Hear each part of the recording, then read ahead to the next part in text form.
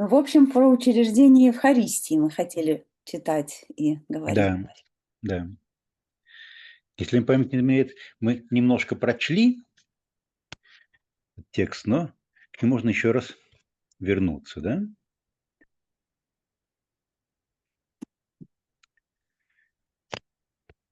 Греческий текст это перекоп мы в прошлый раз читали, правильно? Да. Okay. Are you with us? Yes, да. Окей. Давайте тогда еще раз прочтем русский текст и по ходу дела будем задавать какие-то вопросы. А можно ли вывести текст на Да, экран? вот сейчас мы его вводим. Мы обычно делаем.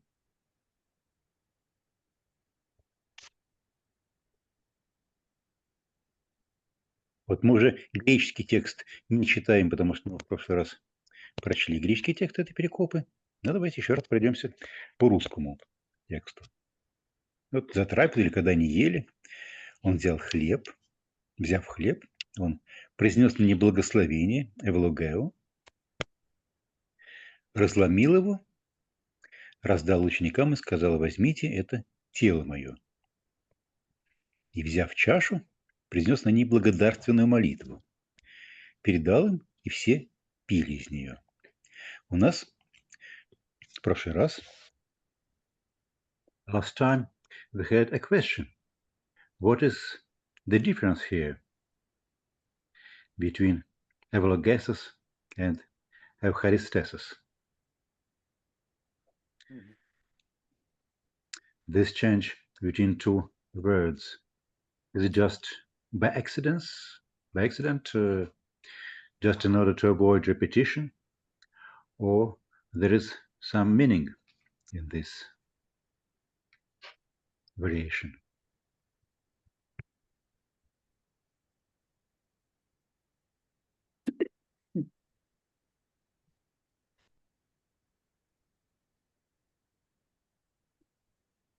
Joel, what would you say about this? Well, I guess the first thing I'd say, eulogeo is, I'm sure, a much more common word in the Septuagint too. Yeah, and as we said last time, eventually eucharisteo, or the noun became a technical term. But I'm not sure that it is in New Testament times. Yeah, I don't know. Okay. Meanwhile, we agreed with a specialist in the development of early Christian liturgy to give us a sort of a lecture or a seminar, small presentation on what we can know about the early anaphoros.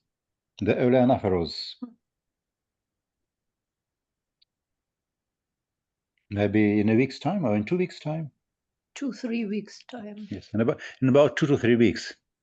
So we'll have an opportunity to talk about this once more.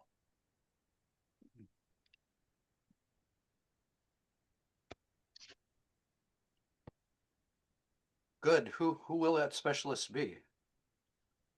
Вы немножко расскажите? It's just a person who teaches liturgical sciences in our St. Philaret University in Moscow. That would be great. You say that she just defended her PhD dissertation. Yes, 3 days ago. Congratulations. She defended a PhD. Congratulations.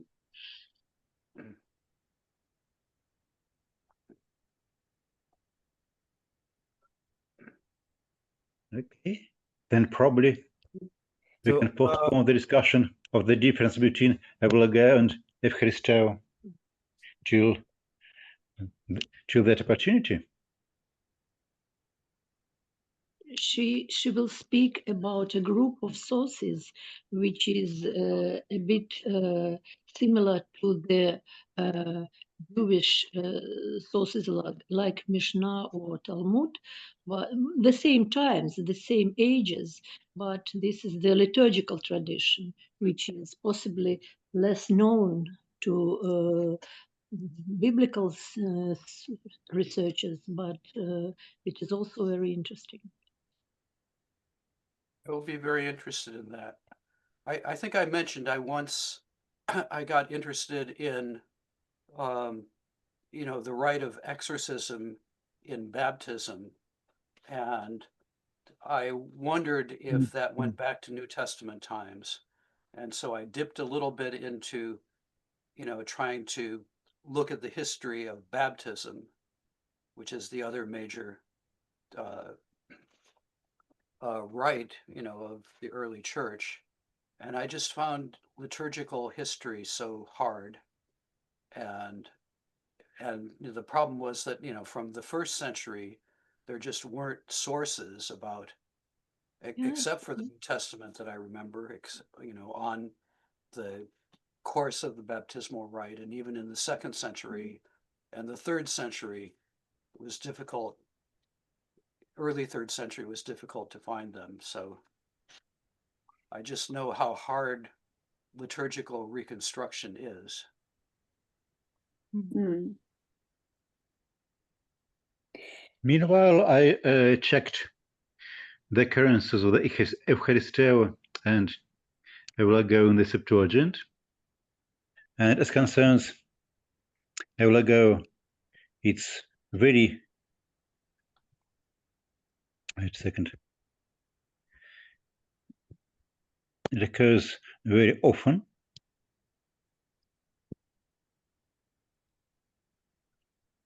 Almost 600 times Eulago. But in most cases, it's God, Patrios, who is the subject. In Genesis, quite a lot of time. It's not so often that we have Eulago with human subject. Let's check. What one place, isn't it, where with Melchizedek, doesn't Abraham bless Melchizedek? Yes. And tithes? Yes. Are you looking at a screen? Can you share your screen with us, or? Yes. Mm.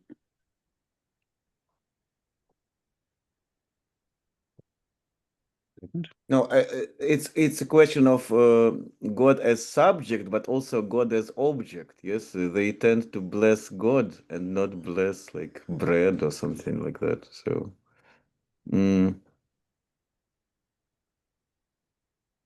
It is, should we try to look through all the no. 560 hits? It's not so difficult because most contracts are very similar, but probably we can ask the lexicon.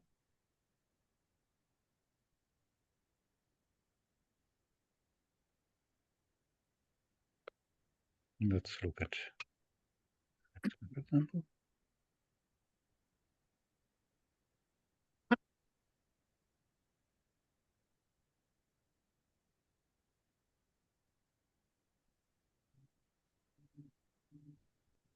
Eulago. Not so much in the lexicon of Lust. and accompany. And what can we see? For example, b'dag. B'dag, that's. Do you now see the dictionary on the screen? Mm-hmm. Mhm. Yeah.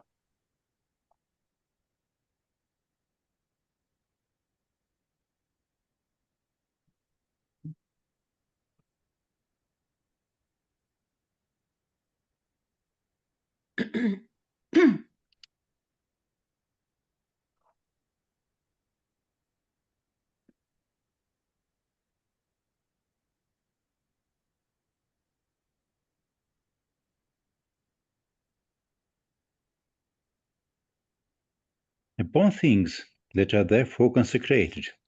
That's what is especially interesting for us. Exodus. God will bless your bread and your water. Kevelo ton arton su, kai ton oinon su.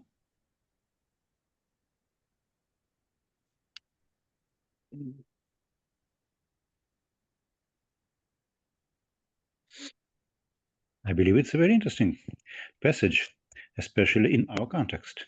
Let's look close at both the Hebrew text and the Greek text. In the Hebrew text, we have Mm. V'avatem Adonai Elohechem. You shall serve your Lord. Uverachet lachamcha vet memecha. And he will bless your bread and your water. The Greek translators of this passage did exactly what Christ did in the beginning of the Gospel of John. Namely, they changed water into wine.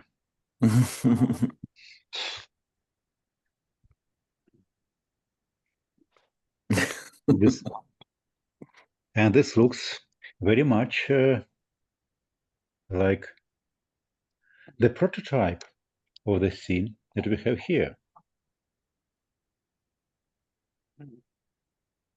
It's interesting.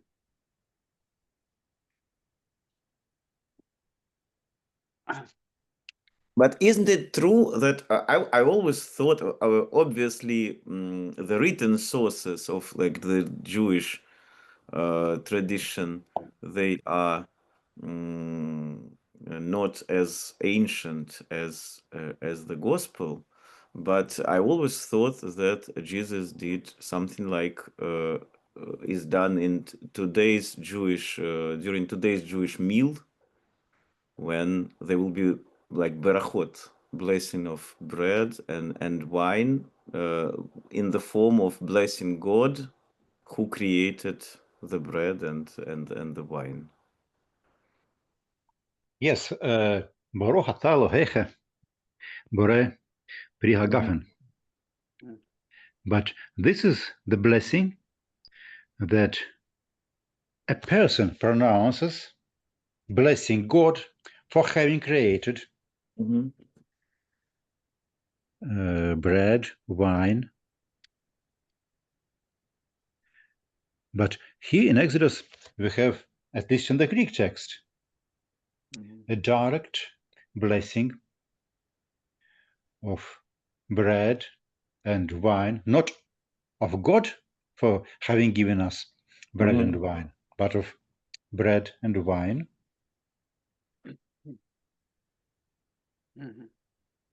So I guess that raises the question about the text in Mark. What is Jesus blessing? Is he blessing the bread and wine, or is he blessing God who gave the bread and wine? In the case of Eucharistia, it is more clear. Yeah, you mean that he's giving thanks to God? Yeah, not to bread, evidently. Yes, because And definitely if we give thanks, we give thanks not to bread and wine, but to God. no, but Yeah. yes, the logical structure is like that. If someone wants to asks for a blessing, then this person who gives the blessing, he blesses God, and then by doing that, this person is blessed. Yes, that's how it works. And Okay. the same works with. But I also probably we would hear that in this lecture in 2 weeks' time. But if we look at Didache, then it's very clear that these prayers that they say, the blessing of bread and the blessing of wine, they have the form of giving thanks to God for this bread and for this wine. Yes, so that's very archaic thing. Anyhow, St. Paul, when he is retelling this episode, he using Eucharistesis, not eulogesis. And I wonder if we look at the St. Matthew, what would be the word? But in 1 Corinthians we have to paterion tes eulogias ho eulogumen. He koinonia estin to haimatos to Christu. But as far as the bread is concerned, eleben arton kai Eucharistesis. So it's vice versa. Yes.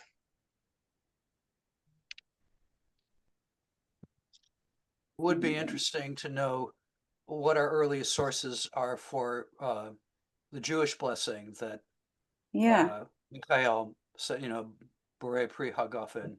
But I mean, I'm not sure if that's in the Mishnah. It's probably, in the Mishnah at the earliest. But yeah, maybe we'll hear more about that in a couple of weeks. 11:24, да? That's 1 Corinthians 10:16, but also 1 Corinthians 11:24. 11:24, yeah. There is one more context which is similar when the Christ himself is giving up the bread there, the miracle of bread. At this moment, he also makes eulogia or Eucharistia. I don't remember, but we can look it up. So in Corinthians, Eucharisteo is used in connection with bread in chapter 11, and eulogeo is used in connection with wine in chapter 10. Which is the reverse of what we have here, right? Which is the reverse of what we have here. But it's interesting that in both cases, different verbs are used. Not in the same way, but both Mark and Paul uses different verbs for dealing with bread and with wine.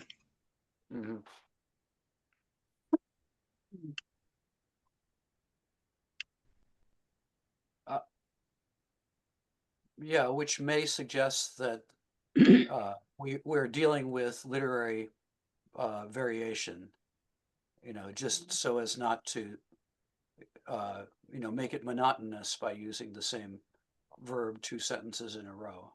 At least that's one possible interpretation. Maybe, yeah. But at the same time, remember I said that eulogeo is used almost 600 times in the Septuagint. But if we look at how often does Eucharisteo, often is Eucharisteo used, we have a completely different picture. Do you see Bible works on the screen? Yes. Mhm. There's not a single occurrence in the Septuagint as such, but only in Deuterocanonical writings, and even with the Deuterocanonicals only sparsely, and with, so to say, peripheral Deuterocanonicals. As far as I remember, it appears in Aquila. Maybe. In where was that? Aquila? Oh yeah, okay. Huh. Okay. Mhm. I mean in the revision of the Septuagint Yeah. in Aquila as a standard equivalent for hoda, for the verb hoda. Okay. Do you remember any concrete place we may look at Aquila's works?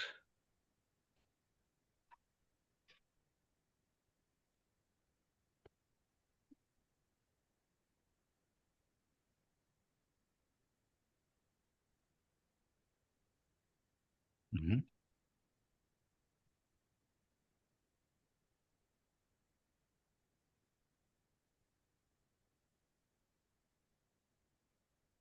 But there are not that many occurrences in these deuterocanonical writings. Maybe we can look at this on the context, because there are very few. Mhm. Wait a second. Yeah, Маша, вы с нами? да, я с вами, но я, наверное, смогу чуть попозже показать вам. Вы попозже нам расскажете разгадку? Ну, я могу рассказать про Эухаристеу, но я могу рассказать только то, что более-менее то, что изложено в CDNT. Мгм. Общий смысл такой, что Эухаристео встречается у Аквилы, может быть, у Симмаха тоже, но чаще всего у Аквилы. Вот. А еще Эухаристео достаточно частотно в папирусах и надписях тоже по отношению к богам, как благодарность богам. То есть это какой-то такой греческий термин, который в Септуагинте не используется, но появляется вот в ревизиях Септуагинта и потом в Новом Завете. Окей. Вот. Причем интересно очень то, что есть папирусные письма, где благодарность богам приносится в начале, в преамбуле к этим письмам, например, Себастию. Вот. И это очень похоже на то, как Эухаристео используется в Павловых посланиях, тоже сразу после приветствия. Тоже идет благодарность Мгм. Богу. Вот. А про Септуагинту, почему этот глагол не используется там, мне кажется, что это отчасти связано с переосмыслением вообще глагола «хода», потому что глагол «хода», он все-таки скорее в еврейской Библии значит просто прославлять, и, насколько я помню, Септуагинта его переводит как раз как «айнео». Вот. А в какой-то момент он начинает осмысляться именно значение «благодарить». Вот. И мне кажется, что вот это вот то, что это так переводится у Аквилы, это отражает какой-то сдвиг в понимании еврейского термина тоже. Okay. Masha, can you briefly repeat the same in English so that you can also involve Joel in our discussion? Ага. А меня хорошо слышно, да? Прекрасно. Ага, ну хорошо. Joel, I can repeat it again. First of all, this term of Eucharisteo and also a noun, the noun Eucharistia appears in Aquila. It's the revision of the Septuagint. But also it is, this verb is very well known from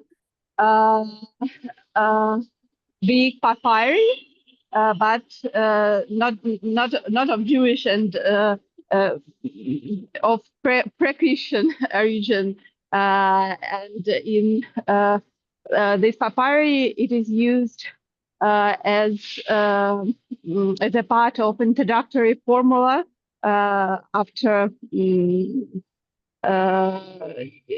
to give thanks to a god for or to God for some help in something what's concerning the content of the letter.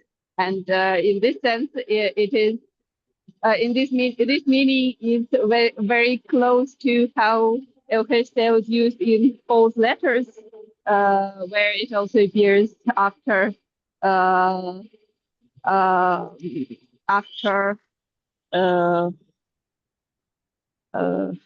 sorry, yeah, in the introduction to the letters. Yeah, this the first idea what I wanted to say, and the second is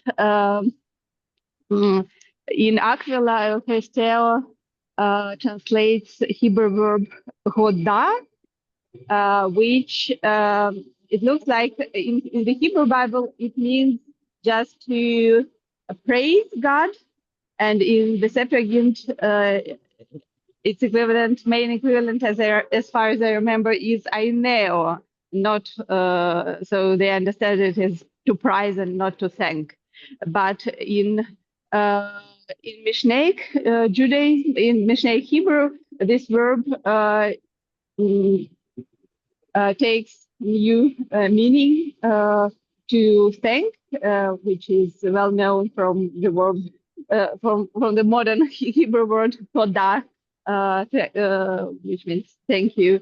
And I think that the use of Eucharistia in Aquila reflects this change in meaning of the verb hoda.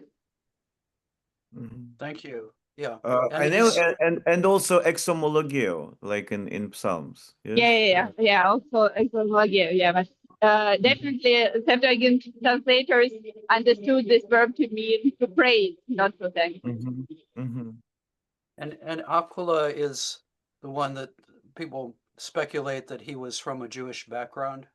Yeah, maybe, but at least he was from the 2nd century CE, so he was much later, and probably his knowledge of Hebrew was influenced by later usage. Right. Thank you for that.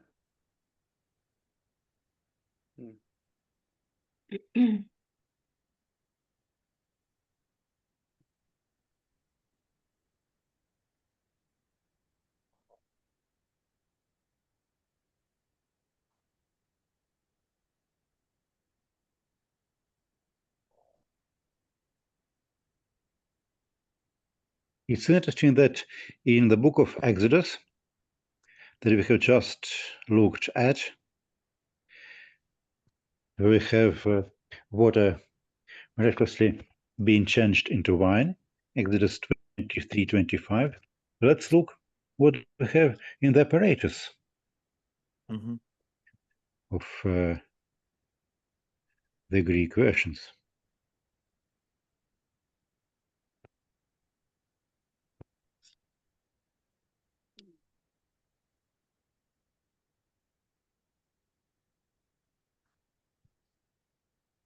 Yes, here there are both water and wine. Yes. Yes. They didn't omit water, but added wine to water.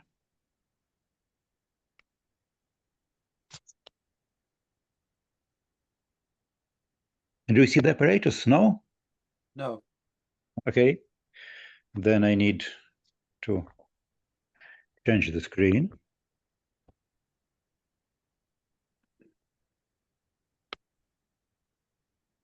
Here's the apparatus by weavers to the Greek Exodus.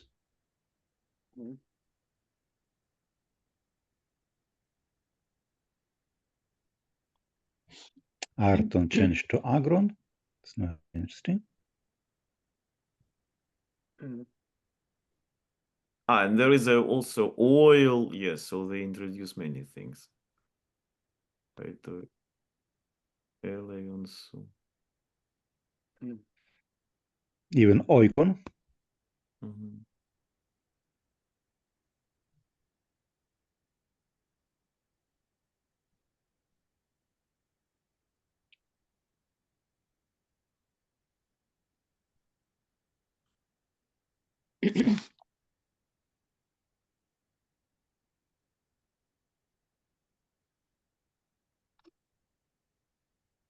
Мне кажется, я нашла 3 примера, где Аквила заменяет на Эвхаристе Okay.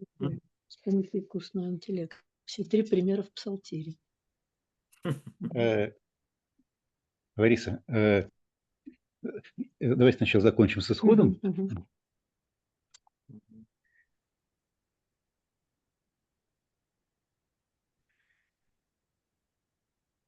Yes, in quite a lot of manuscripts,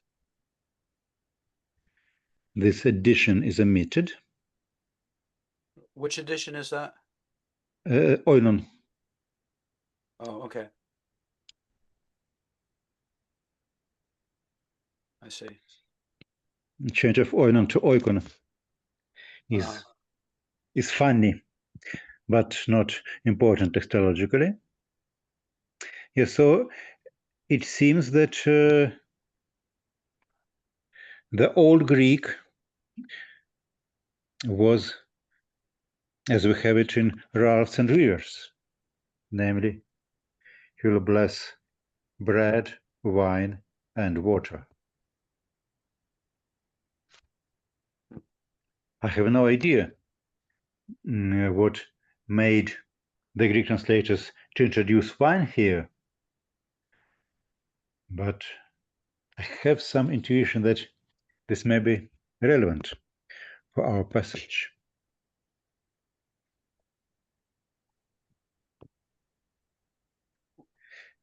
Meanwhile, Larissa has found some cases where Aquila replaced earlier translations with Evcharisteo. Larissa. Yes, this is Psalm 42, Hebrew 43, verse 9, and Psalm 78, verse 13, and Psalm 106, verse 1.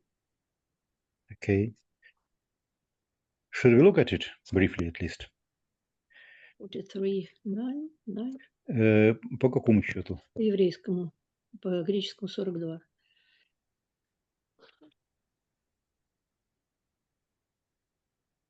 По еврейскому счету псалом какой? 43. 43? Стих? 9. 43-9 нет такого. Значит, наоборот, значит, это по еврейскому 42, да. 42. Угу. 9. Угу. Непонятно. Emerson trate curious to allow so to. Kenyktos. Hebrew 43, Greek 42. Наверное, нужно здесь что-то посмотреть. Хорошо. Понимаете? It's dealing with Psalter is not so easy, but it's interesting that in Aquila and in Papyri, as Mash has said, this term of Christa emerges. Greek 43, 9. Вот это из поэмы. Это какой у нас? 43, 9. 43 еврейский 9. Нет, греческий, славянский. Значит, 44 еврейский. Да, наверное. 44 9. Наврал все-таки. А можно уточняющий вопрос, Миша? Да. А что мы пытаемся понять, являются ли Евхаристео и Евлогео взаимозаменяемыми, и в какой момент они стали таковыми, или что-то другое? Мы пытаемся понять, может ли что-то стоять за этим чередованием? Но тогда нужно в первую очередь все-таки посмотреть контексты наиболее близкие, во-первых, к вот этому конкретному эпизоду, мне кажется, а во-вторых, к ситуации трапезы и благословения за Да, конечно. трапезу. Вот. Я вот тут посмотрела, пока что происходило обсуждение, и, в принципе, такое впечатление, что и то, и другое употребляется слово, хотя в больше все-таки количестве контекстов эвлогео присутствует. Но в Евангелиях и в Христео, да, и вот у вас апостола Павла тоже. Я посмотрела также чудо умножения хлебов. Вот Матфея Эвлогисон, то есть он взял хлеб, благословил и раздал ученики, а не народу. А у Марка сказано «Анаблепсос эйстон уранон Эвлогисон». Мгм. Ну вот Вот. что То мне есть интересно. и там, и Логисон, только чуть по-другому, в разных Ну оборотах. да, взглянув на небо, тоже благословил. Ну, видимо, это более потребительное все-таки, как и следовало ожидать. И так это и в итоге закрепилось в еврейской традиции. Но вот что мне интересно, а есть какие-то еврейские такие, ну, благословения, где был бы глагол «года», ну, присутствовал бы в каким-то образом? Миш, я прошу прощения, а можно по-английски это summarize? Кого? Ну, вот то, эту что сейчас... дискуссию я просто... Вот мне интересно, что Маркус бы сказал. Окей, в смысле, то, что сейчас Да, сказала Лада. Да, Okay, если Джоэл. Lada, can you summarize what you have just said?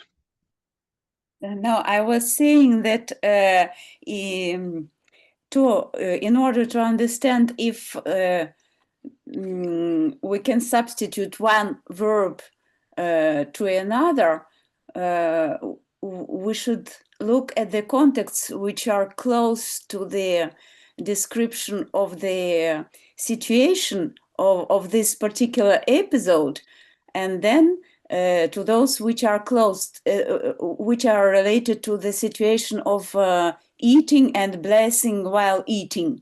And I looked up two contexts in this connection in Matthew and in Marcus, the miracle of multiplying bread, and in both contexts there is evlogia. So it seems that evlogia is more common verb than Eucharistia. And at the same time, they are. It seems that they are used in as synonyms. So the question is probably why and when the verb Eucharistia appears in such contexts. Well, my question Yeah. is that there are no we don't, I mean, at least I never saw Jewish blessings with like thanksgiving in explicit form, whereas in the Gospels and in Didache and we have this explicit form of giving thanks. Did it exist in the? Mhm. Well, how about what Michael was talking about, the Baruch atah Adonai, blessed are you, God. You're blessing God, and you're blessing Him for bringing forth the Well, yes, wine but there is from- there is no explicit word like Hoda or something like that. Yes, so there is no. Okay. Whereas Well, that's true. Yeah. in all like early Christian, like in the Gospels and also in Didache, we have this explicit form. Right. I don't understand exactly. You mean that Baruch is a passive participle and we do not have finite forms in this context? Or well, I mean that it is a blessing, but it is not like it is not a thank you. It's not like the thanksgiving is not in explicit form, because the verb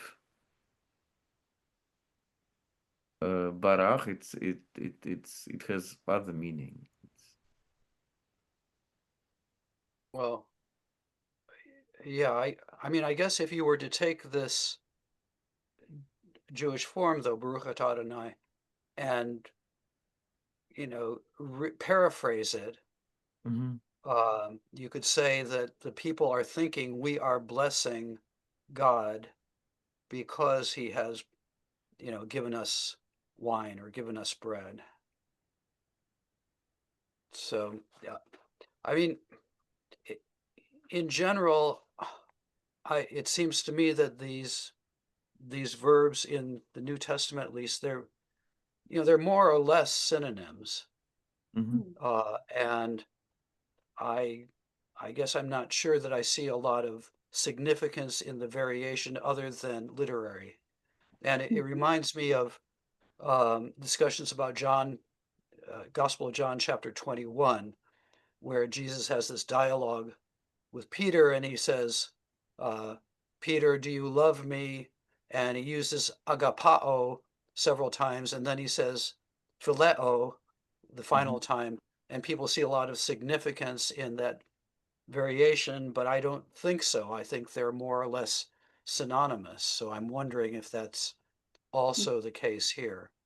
You know, that I mean, you have one word that is quite common in the Septuagint, and you have another word that is not as common, but they vary, and even when, as Lada, I think, said, even when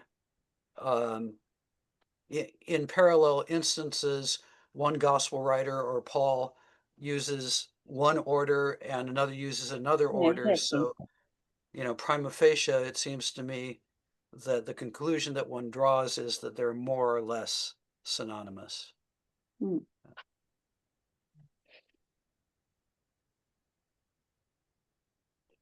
okay.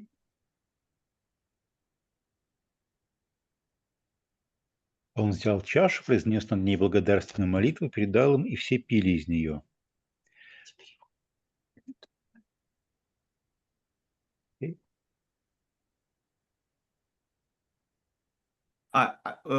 You also mentioned in our homework that we need to look at these words. I didn't look at Eucharistia and Evlogia, but I thought a little bit about breaking of bread, about artoclasia, and I would like to just very brief thoughts on this breaking of bread, but I think it's relevant for Evlogia and Eucharistia as well. That I think it's when we think about the words that became like technical terms for the liturgy, we may fall into like two extreme points of view. Either see 100% liturgical term, or see 100% like ordinary term from the ordinary meal. And I think it's the both extremities are false. I think that in reality, in the New Testament, we see something in between. It's not 100% liturgical term, and also it's not 100% like ordinary, because it's not an no meal is 100% ordinary meal, I think. So it's really later in the church, for some like canonical reasons and other reasons, there was some fixation on the idea of like distinguishing between 100% like Eucharistic meal and 100% like ordinary meal. But maybe it's not the situation of the New Testament. And so I suggest about this breaking of bread. I think that the very good example is the place like Acts 27. Just a second. Acts 27, 35.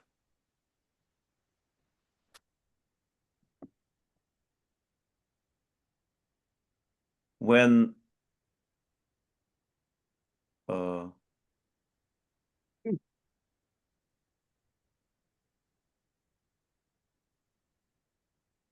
can you show this this verse? Мне показать что?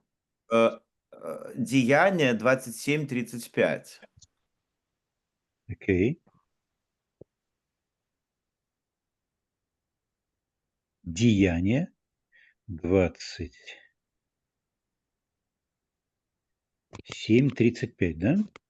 Mm-hmm.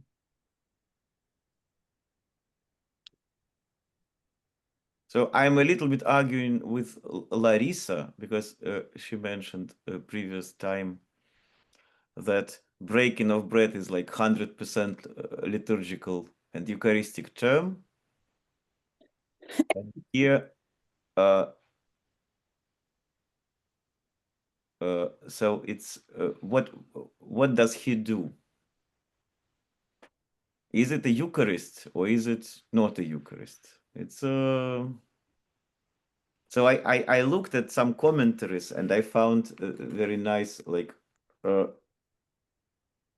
commentary on this place that it would be absurd to see in this passage any reference to the Eucharist, but actually it looks very Eucharistic.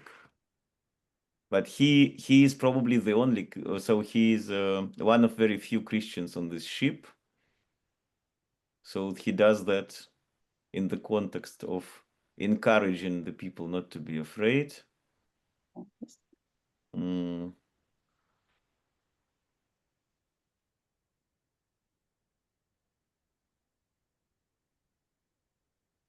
So probably not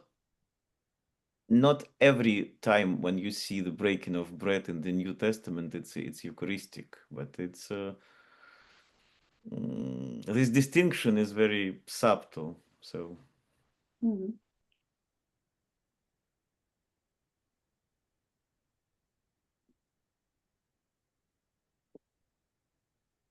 Or Well, our No, go ahead. Yeah. I mean that maybe our understanding of like from the maybe it's itself our understanding is some anachronism when we think that there was like very clear distinction between the two, between Eucharistic. Well, yeah. One thing I want to say that's relevant for this and also the passage in Mark and in general. So syntactically, labon here is a participle. Eucharistesen is a finite verb, and I think, you know, often the emphasis is on the finite verb. And back in Mark you have, and Mark often does this. You have a series of participles and then a finite verb. Mm. So syntactically, I think the emphasis falls on the finite verb, and that's the one that is highlighted. So in this case, euchasteo, and in Mark and in Mark 14:22, eklasen. And the other actions, though in our English translations, they often don't render it this way. They change them all into finite verbs. But I do think that it's an indication of where Mark puts the emphasis, the distinction between participles and finite verbs. Mm. But in this, if it's so, in this phrase of Acts 27:35, should we say that the accent is at the end of the phrase is put on the erxota estian and classes is subordinate? We can see this. We can tell this. Well, yeah, I guess. I mean, I think this is especially true if you have a series of participles and then a finite verb. So in this case, in both parts of the sentence, it's just one participle and one finite verb. So, Yeah. I'm not sure if the case is as strong as it is. But, I noticed when I was writing my commentary other instances in Mark, and the most dramatic one is with the Syrophoenician woman. Hearing about Jesus, she approaching him in the crowd, she did this, she did that, and then she touched him. So there, dramatically, the emphasis is on the word touched, and everything else is subordinate to it. And I think I would apply that back to the passage in Mark. And I'm not sure about this, if it's, as I say, If it can as be here you generalized. have only just one and one. Yeah. Yeah, I see. I think this passage that we just looked at, and I believe we're still looking at it, a passage from Acts,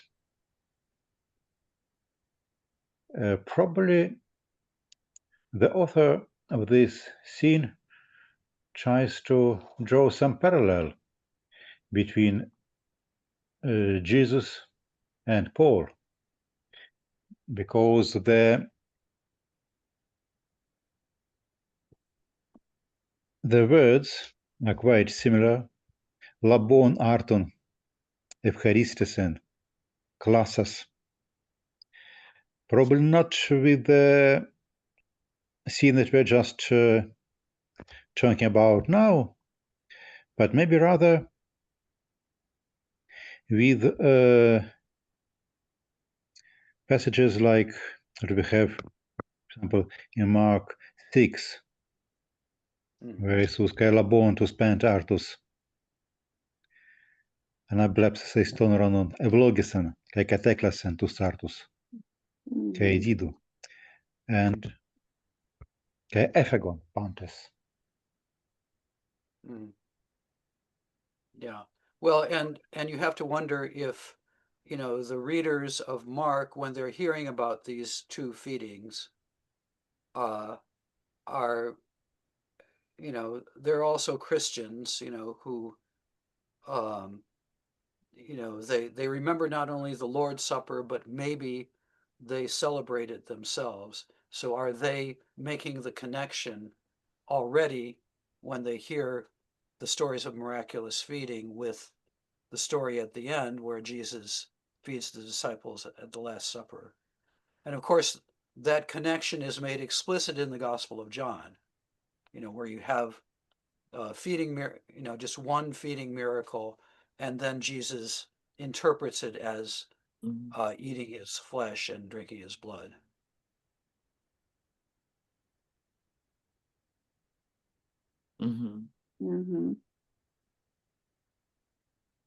So while we are looking at this passage from Acts, so that's as we can see, that's one of these we passages. Yes, so it's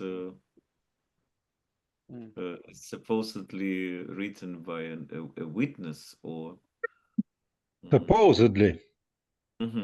Yes, yes. I mean, I think in general, however, the point that somebody made is important, that, and literary critics who focus on Luke Acts often make this point, that the things that Jesus does in the Gospel of Luke, then the apostles do in Acts. And, you know, there seems to be a very deliberate parallelism between Jesus in the Gospel of Luke and the apostles in Acts. And, you know, I think Especially probably Luke, Paul. especially Paul, yeah. And I think what Luke would say is that the same spirit that was active through Jesus in the gospel is active through the disciples in the book of Acts. They continue his work, and you know that, I mean, he says, Luke says at the beginning of Acts, you know, that he, in the first volume, he narrated what Jesus began to do and to say when he was still there. You know, and I take that seriously, that he thinks that the gospel is a narration of the beginning of Jesus' work, and then the book of Acts narrates the continuation of Jesus' work through the disciples. Yes, because do you see the text effects on the screen? I don't, yeah, no. Well, we see, we see the text from Acts, from Bible Work. Yeah. Yes, from Bible Works, yes. I think on the one hand, this text looks as if it is just some profane scene. Paul tries to encourage his companions, but at the same time, nobody ate for 14 days. They haven't eaten anything. Then Paul takes the bread and gives thanks to God, and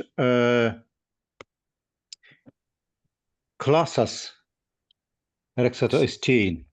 And after this, all his companions also started to eat, namely 276. This is just one step from becoming a scene of miraculous feeding of 276 people by St. Paul. So in fact, in the overall economy of Luke Acts, it doesn't look as an ordinary bread and ordinary eating and ordinary blessing. So probably this passage was brought into our discussion as a kind of counter-argument against Larissa's idea that these words "klaue", "Eucharistia", "eulogeo", especially when they occur together, may be pointing towards some liturgical associations. But after closer look at this, it may be not in the same way as the scenes of the miraculous multiplying of bread by Jesus. It does not contradict that these words have some liturgical connotations, but rather serve as arguments in favor of this. Well, no, what my point was that all the connotations are present here, but is it really a Eucharist? Because or not? Well, that's I think not clear from here. But most of the like modern commentators, they say that it's like I mentioned one of the commentaries that it would be absurd to see a Eucharist here. I personally don't think that it is absurd, but at least it's not clear whether it's a Eucharist or not. But connotations, yes, all the connotations are obviously present here. Possibly not all Christian meals were the Eucharist, but nevertheless, it is a Christian gathering, and all the actions are present. I think that we can treat this passage in the same way as we can treat the stories, the miraculous feeding of the crowds by Jesus. It is not Eucharist, but still there is Eucharistic symbolism in this. And this passage speaking about Paul, who in some kind miraculously brought back to life, or at least brought back to eating bread, 276 people. It's not Eucharist, but it has the same degree of proximity to the Eucharistic context as Jesus feeding of the crowds.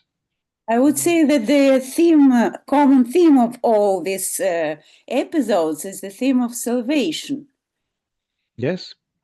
And here is they are not Christians, but they are in the situation of salvation, and it is Paul who brings them the news of salvation, that you will not die, you will be saved.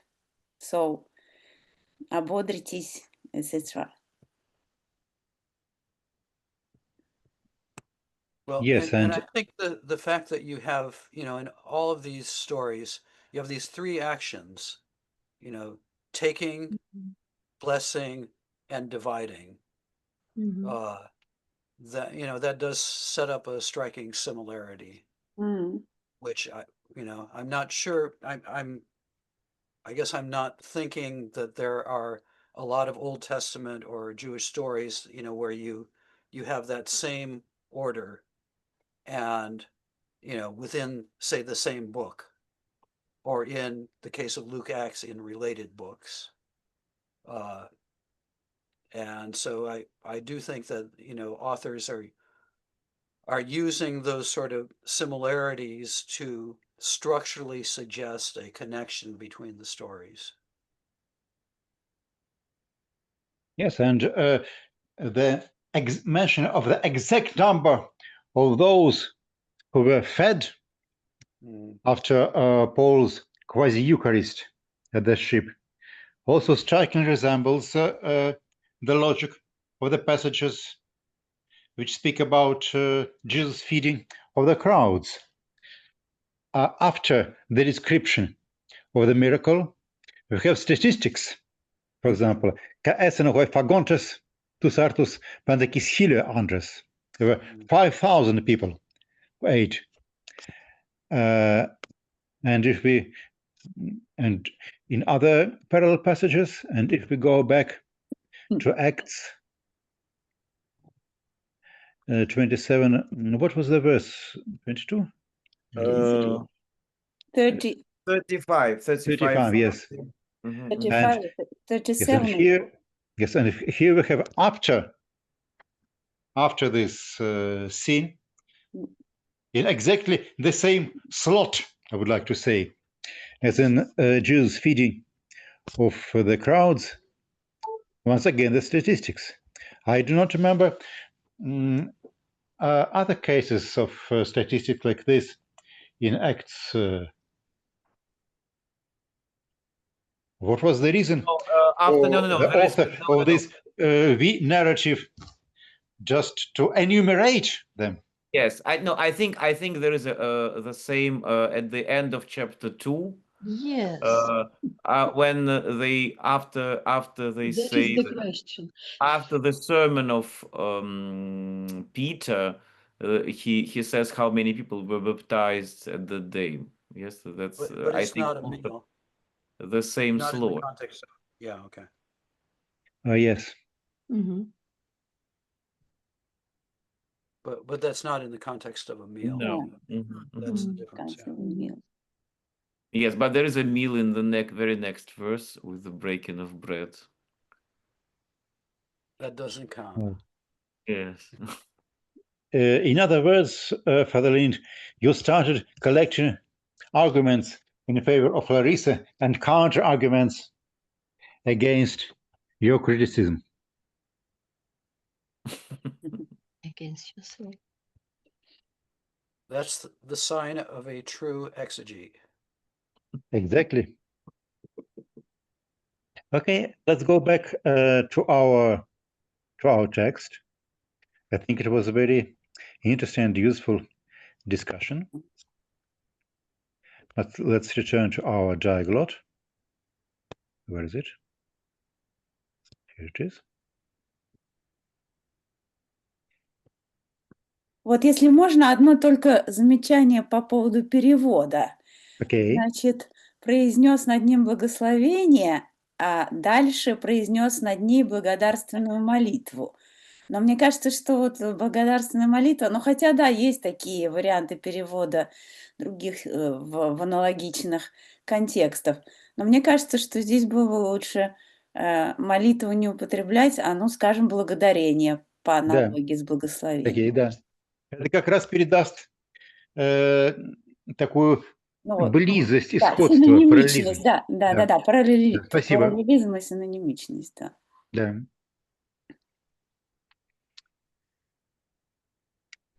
Вот. Хорошо.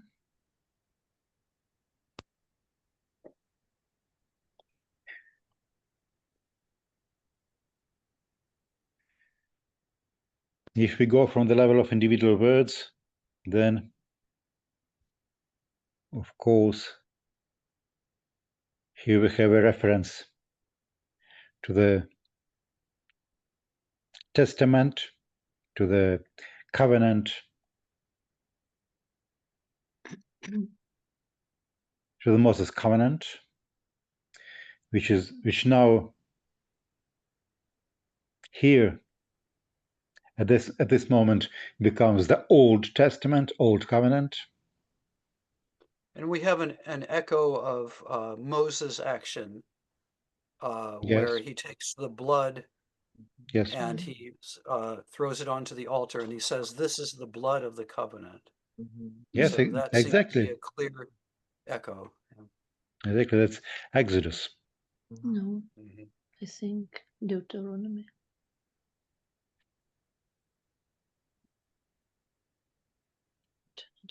Exodus chapter 24, verse 8.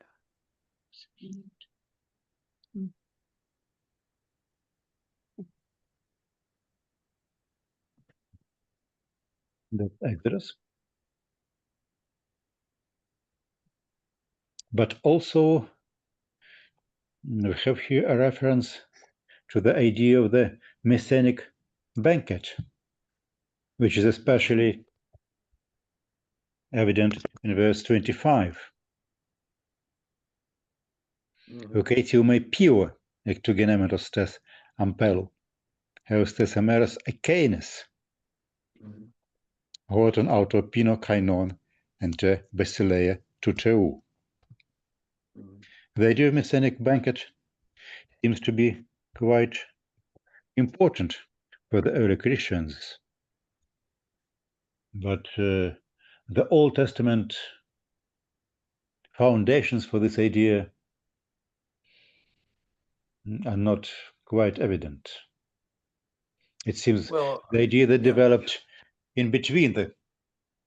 Well, don't you, I mean, you have in Isaiah, a passage about how the Lord will make a banquet for all peoples, right?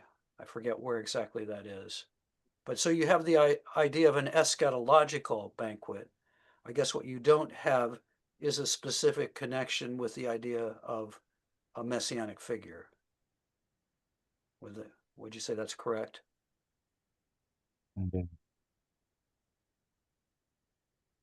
Okay. Any more questions or comments on this central theme of the gospel narrative? Well, again, just to emphasize what we've said before, there's nothing specifically Passover-ish about this in the account itself. You know, I mean, if you're thinking in a Passover matrix, then you can fit some of these things into the, you know, especially the interpretation of bread within the Passover meal, which is already biblical. Though I don't think there's anything biblical about interpretation of the wine. But you know, when the Passover rite is being set up, you know, the bread is given special prominence. But you know, within this passage itself, and this is why people have argued about whether the original context was Paschal or not. There's nothing that specifically points to the Paschal setting.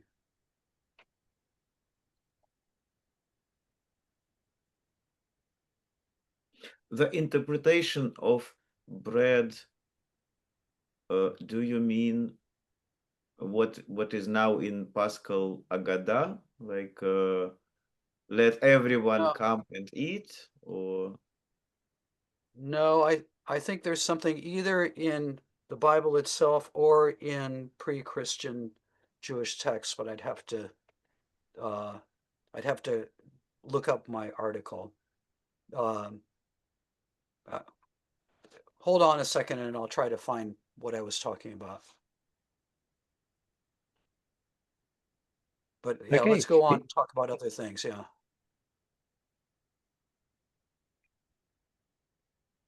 But for me, it was always this parallel with what I think Mikhail suggested to discuss later. Yes, this множество людей, полон. This parallel with modern Paschal Seder, when there are these words about bread, that let everyone come and eat this bread. Right. But yeah, that's definitely, I mean, our first mention of that is definitely later. Yes, sure, but I'm going to try to find what I was talking about, but go ahead and talk about something else. Okay. In any case, we agreed to return to this topic later on, and we'll have a participation of some people doing liturgical studies among us. That will be fine. We have already approached the end of our today's meeting, the chronological end. So probably there's no sense in trying to begin a new pericope. But we are slowly approaching the climactic moment of the gospel. Well, and can I just mention, you know, speaking about Eucharisteo, so next Thursday is our American Eucharisteo holiday. So I'll be busy, so I won't be able to give thanks with you at that point, because I'll be giving thanks with my family. What would you do? Eucharisteo eulogeo? Well, we'll do both, I guess. Yeah. Okay.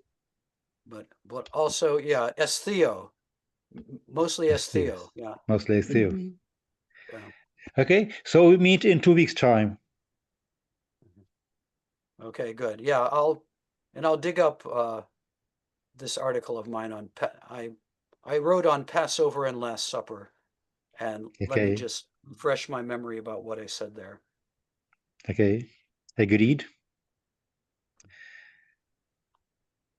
Eucharisteo. Thank you for today. The same to you. I would bless you, but I'm not a priest, so Yes, I but can't be in tempted to bless you. some confessions, there's no difference between priests and laics. Mm. By the way, I do not know what confession do you belong. I am an Episcopalian. Episcopalian. Yes. Okay. Now I understand that you cannot bless us. Yeah. It's like Will Rogers, one of our early American comics, he said, I don't belong to any organized political party. I am a Democrat. So I don't belong to a very theologically rigorous confession. I am an Episcopalian. Okay. Okay. We understand. It is curious, but I have a very special feeling for this feast of